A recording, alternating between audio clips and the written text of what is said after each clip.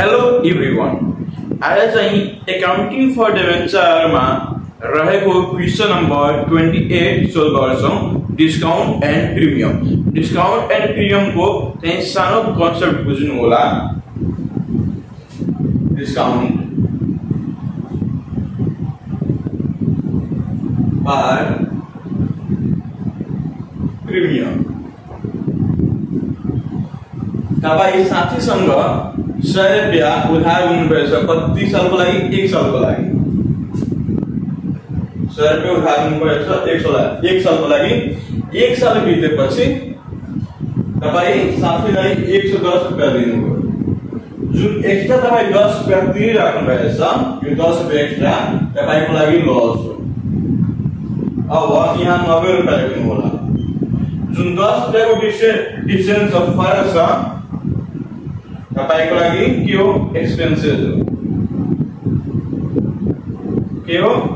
Expenses. तपाईलाई थाहा होला लस एन्ड एक्सपेन्सेस तपाईको बियर साइडमा हुन्छ। कुन साइड? बियर साइड। अब एकाउन्टिङ फर डिबेन्चरमा तपाई हरेक काम बैंकबाट नै गर्नुहुन्छ। अब क्वेशन पढ्नु होला। Honda Company Limited issued 5,000 10% redeemable debenture of Rs 1,000 each at 5% discount redeemable after 3 years at 10% premium. अब कति इस्यु गरेछ? 5,000। कति पार भएको छ? 1,000। कति डिस्काउन्ट छ? 5%। कति प्रिमियम छ? 10%। अब हिसाब बनाउनु होला। यहाँ लेख्नु 1 नम्बरमा एन्ट्रीज फर इस्यु। हरेक काम केबाट हुन्छ? ब्याङ्कबाट। त ब्याङ्क एकाउन्ट डिआर। डिस्काउन्ट छ यहाँ लेख्नु होला। Discount on issue of debenture account DR। अब लस हुँदैछ, यहाँ लेख्नु होला loss on issue of debenture account DR। अब कति छ? 10% डिबेन्चर। यहाँ लेख्नु होला to 10% debenture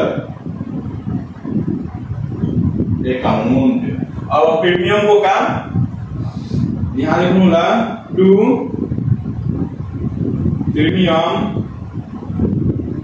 on redemption to premium on redemption of debenture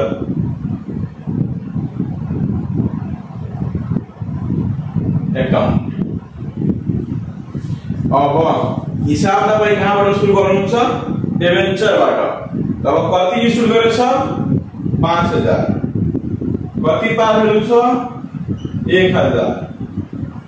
अब गर्नुहुन्छ 5,000 इन्टु 1,000 गर्नुहुन्छ कति हुन्छ? 50 लाख। तपाई 50 लाख लेख्नु होला। एकाउन्टिङ दाइन सैकडा हजार 10,000 लाख 10 लाख। एकाउन्टिङ दाइन सैकडा हजार 10,000 लाख 10 लाख 50 लाख हुन्छ। अब प्रिमियम छ, ठीक छ।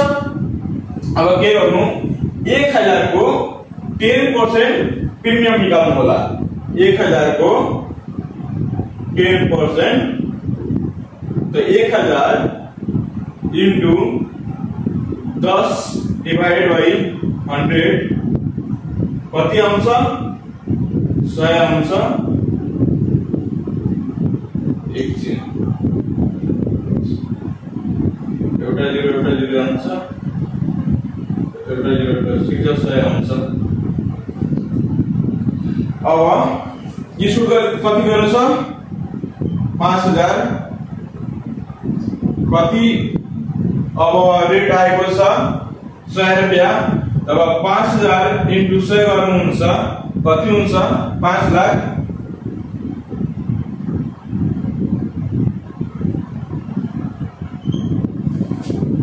1000 divided by 100 दुईटा 0 आउँछ ठीक छ।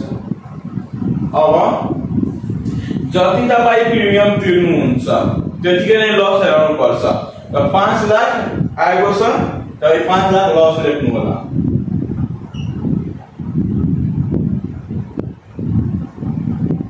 अब डिस्काउन्ट को काम आउँछ ठीक छ। अब 1000 को 5% डिस्काउन्ट गर्नु होला।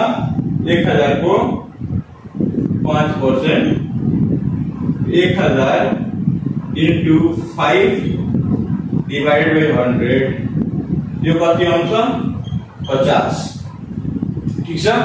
अब इस्यु कति गरेछ 5000 कति एमाउन्ट निकाल्नु भएछ 50 रुपैयाँ। अब गुणन गर्नु त कति हुन्छ 50 25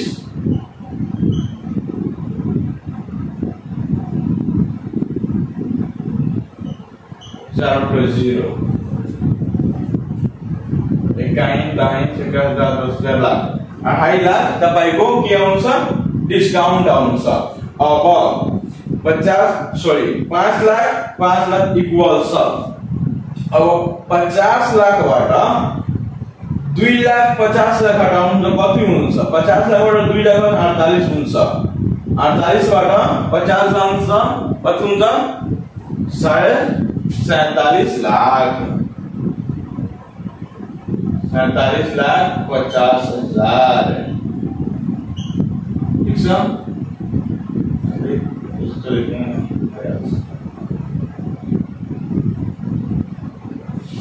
अब हेर्नु त 47 आयु 50 जो त पहिला 47 2 50 अब 5 55 लाख है। अब यो त 50 लाख प्लस 5 लाख कति हुन्छ 55 लाख है।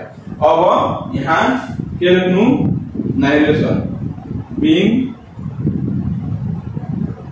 10% debenture at discount। अब 2 नम्बरमा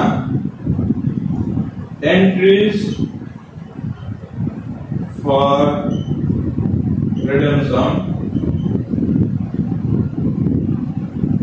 अब बैंक तपाईको डीआर मा छ तल आएर सीआर मा भइहाल्छ। डिस्काउन्ट लस को एन्ट्री हुँदैन प्रिमियम छ डिबेन्चर छ यो दुबै केमा छ सीआर मा छ यहाँ आएर डीआर मा भइहाल्छ। यहाँ लेख्नु होला 10%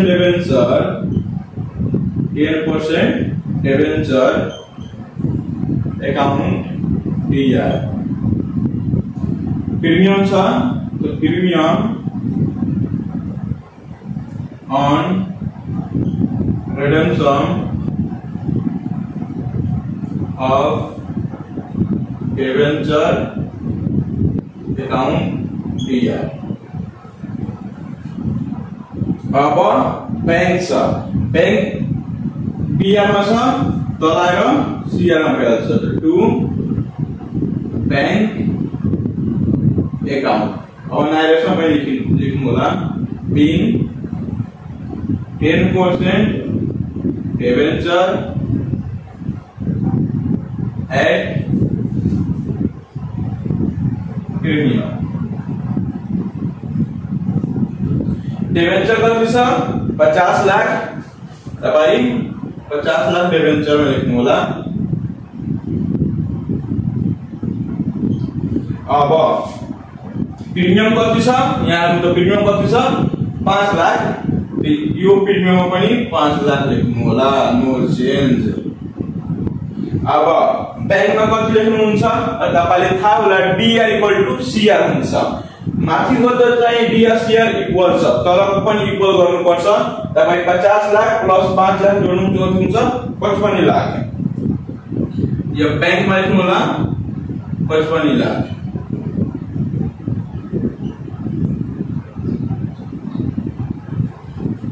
अब dr इक्वल टु cr के छ इक्वल छ बनाएको हिसाब चाहिँ करेक्ट छ।